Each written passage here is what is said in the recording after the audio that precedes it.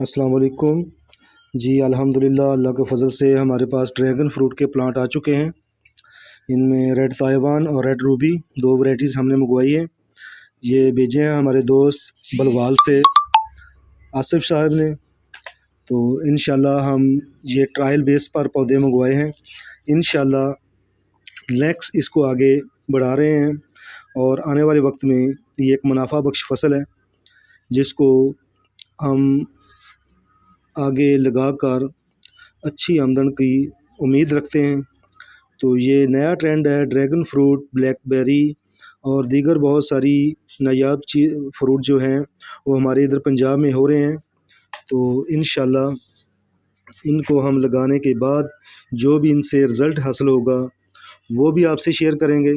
शाकर किसान tips channel में ये एक नई इन्फॉर्मेशन का इजाफ़ा भी हो जाएगा जिससे आप लोगों को